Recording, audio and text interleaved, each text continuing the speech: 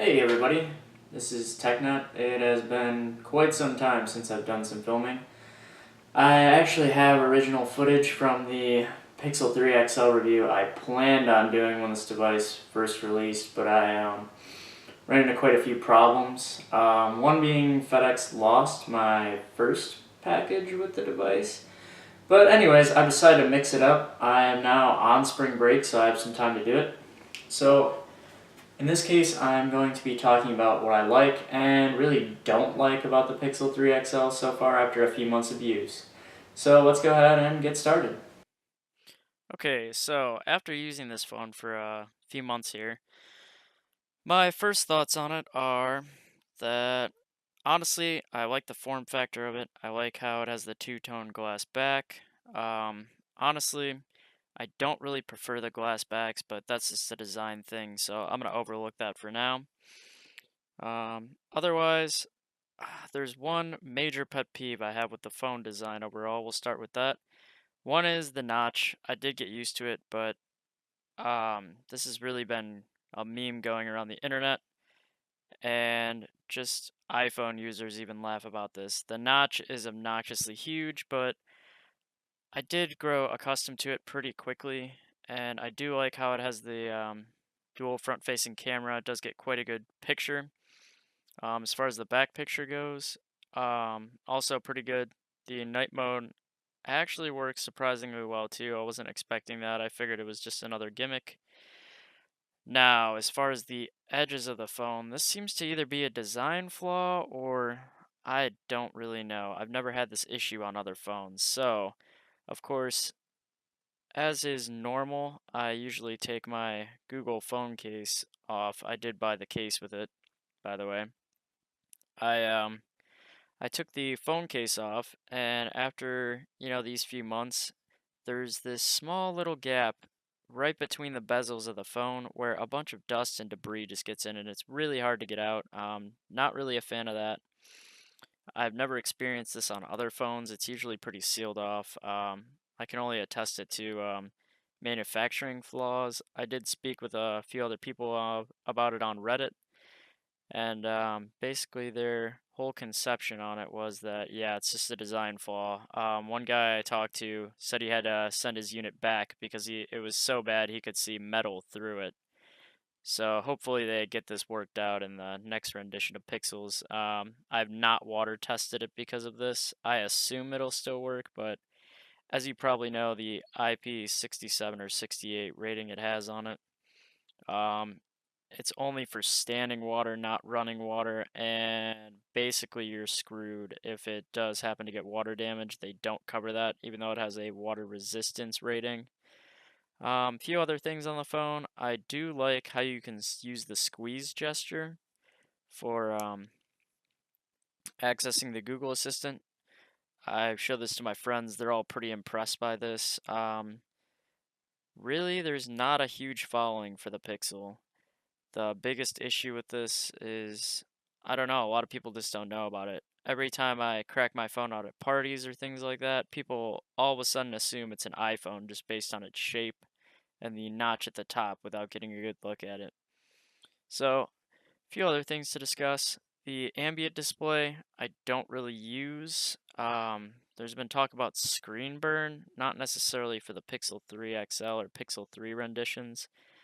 Honestly, it's just a huge battery drain on my phone. So I don't typically use it. If that's your thing, I am told they did improve that in this model by basically having the clock sort of flicker every so often so it doesn't cause screen burn. It does seem to work pretty well. But like I said, I noticed a significant battery drain when I tested it out for a couple of days. Because usually I can get a couple of days out of my phone, and I was about 20% left battery wise as far as that goes. As far as the Pixel stand goes, can't really say much about that. I didn't get it. I thought it was a little overpriced for what it was. And honestly, I just don't trust the whole wireless charging thing. I'm completely fine with the USB-C to USB-C connector it comes with. It'll charge just about to 100 in about an hour, if not less. So the fast charging is pretty good on it. Notification customization, that's a software issue, but I did run into a couple of issues with the apps when you turn off the notification sounds. One app just simply stopped showing me notifications altogether. As far as the news, when you swipe left, or I'm sorry, swipe right, that does work pretty well. I do like the news feature on the left-hand panel. I do actually use that.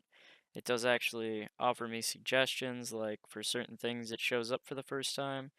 If I actually find the card useful, I assume they're going to change this in the next rendition. This is running Android Pie on the latest update as of March. Um, as far as everything else goes, there's a few other features. There's the flip to shh setting. I don't use this either. I've tried it out. It seems to work pretty well. I've had other Android phones with this same gimmick. The only issue is I don't use the default alarm app on the phone. That's another pet peeve of mine, just software-wise, that it shuts off the alarm if you don't snooze it or do anything with it after a few minutes. I've overslept a couple of times because of this, so I use Alarm Clock Extreme, and I assume it would meet the notifications for that as well, so that's why I don't usually typically use this setting. Otherwise, the fingerprint sensor works as expected. Another pet peeve, this phone's definitely advanced enough to use the facial unlock feature. I'm really surprised they didn't add it on this one. I think we can expect to see this in the next rendition, and hopefully a sonic fingerprint sensor underneath the display, I think we'll see as well on the Pixel 4. Just mere speculations here. As far as the front-firing speakers on it, they're okay. They're pretty underwhelming, honestly.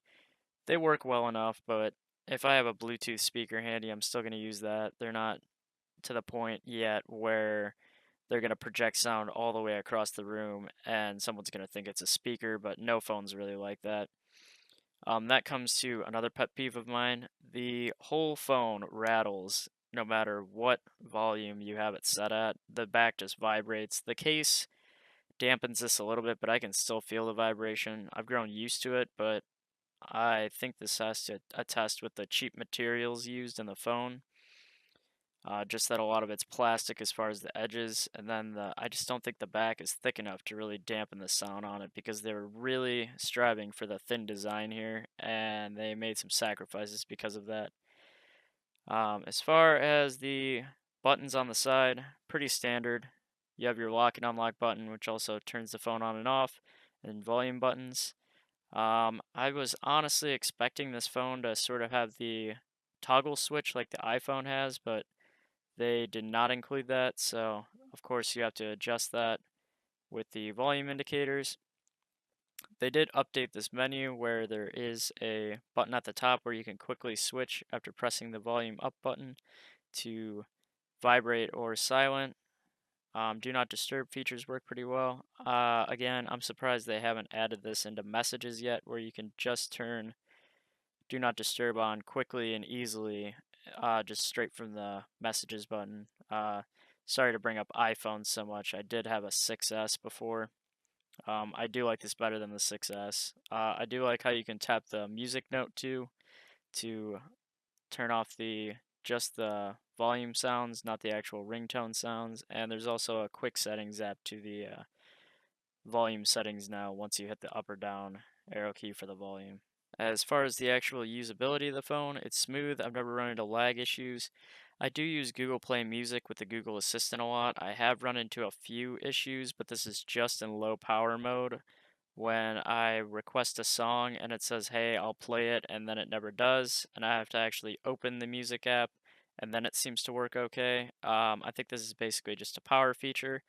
I also use Marco Polo a good deal, and again, when it's on power save mode, it disables the camera in the app, so therefore Marco Polo can't record video. So that's it for my Pixel 3 XL review today. This was intended to be a podcast. I just figured I'd include an intro video since I haven't posted anything in a while. If you have any questions about the phone, let me know. My overall rating of it is honestly I like the phone, but I gotta give it a 3. There's just a lot of things they still need to do to really catch up with the rest of the industry as far as like the Galaxy S series or the Apple. They did add a couple of new features, like I said, with the phone squeeze thing. I believe that's been implemented since the Pixel 2. That really helps keep things fresh. It's a new way to access the assistant I never even thought I would use, but I definitely use on a daily basis. The phone case is pretty premium. I do like the how it's a cloth-like texture instead of your traditional phone cases. And just to follow up, the USB-C port, which I feel like this is going to be an issue with all USB-C phones and anyone with a charging jack in general, which is why I think eventually, even though I don't prefer it, eventually all phones are just going to go to wireless without the jack. Um, it's just how often you need to clean it. I've already had to clean it once in the few months I've owned it, just because it's such a large, port. A bunch of dust and things get in it just from shoving it in my pocket. Um, I had this issue with my iPhone too. That's actually how I accidentally broke the charging port on it. I did end up fixing that myself. Um, but yeah, that's just a common issue with these types of phones with the jack. Dust and lint is just going to get jammed in there. Same thing if you have a headphone jack, which this phone does not. So yeah, my final rating is going to have to be a 3 on this one.